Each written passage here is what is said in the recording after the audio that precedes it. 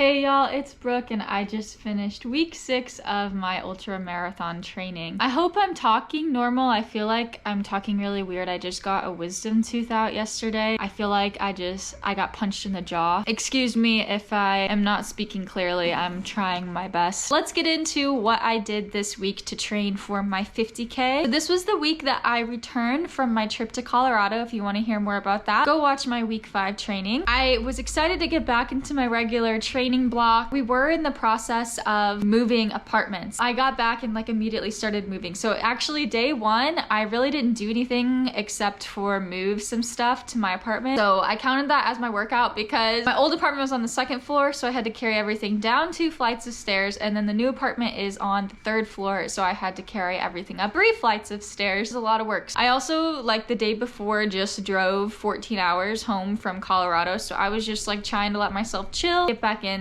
this training. Day 2, I went on a run. It was a trail run, which I was super excited to get back on the trails. It was 7.5 miles at a 12:37 pace, so really slow, just getting back into it. My mileage had been pretty low for the last couple weeks, so I didn't want to go full out as soon as I got back. And I had some interesting things happen on this run. If you don't know this about me, Nick and I recently transferred to being probably 90% vegetarian the last 4 months or so. That's the diet that I've been eating this whole training block, is mostly vegetarian. I say mostly because I am a sucker for some chicken pad thai every once in a while and Raising Cane's. Those are my vices. Whenever I went to this trip to Colorado, I didn't want to be a vegetarian person and have everybody cater to my diet, so I didn't want to be annoying about it. So I tried my best to eat vegetarian when I could, but I did end up pretty consistently eating meat. I didn't really think it'd be a big deal, but that was a week of eating that way. I used to have issues with my stomach on every single run. I would have to,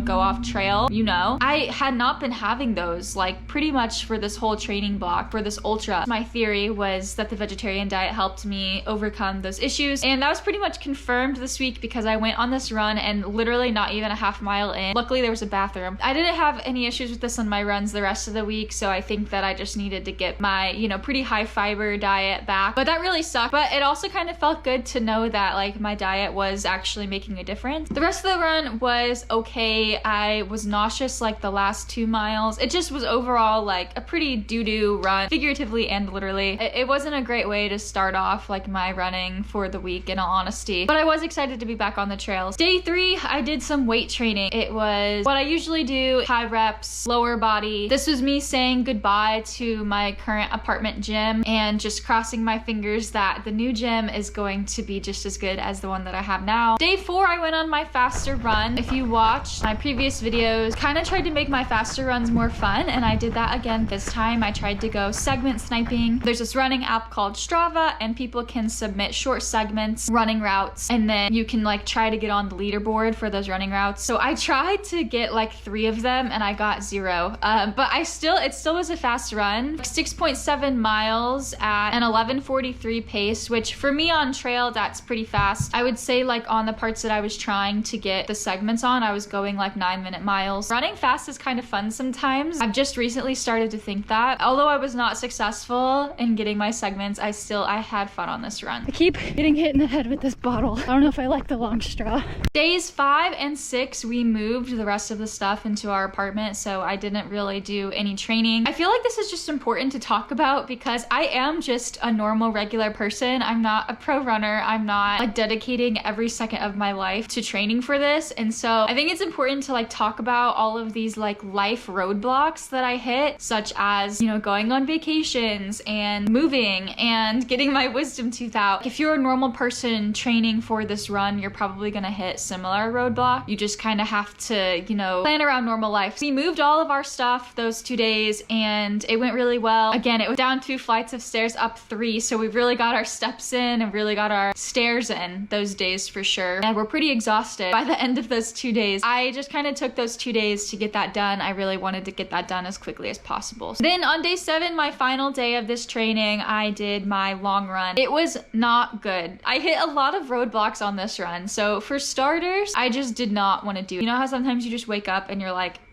not feeling it today. That was me this day. I don't really get those days very often, but this was definitely the feeling I was having. I also was just getting really frustrated because of the lack of trails in the area. area right now, they're all still flooded, so we don't have that many options on where to run. I was just tired of going to the same spots. I didn't want to go there anymore. So I was like, ugh, not looking forward to going where I needed to go. Also, because we were moving the last 2 days, like I was not properly fueled at all, and I was definitely not properly hydrated. The worst part though was the trail was not in good condition. So remember how I said that everything was flooded? This one like was just recently not flooded. I couldn't get very far. I could only get like 3 miles-ish down the trail. I had to do 10 total. I had to do like a lot of lapping, a lot of turning around and going back, and I'll show you some of the trail conditions, but it was so many blowdowns. There were just like straight up trees in the trail that I had to go around, really slowing down my pace. Searching for a way through.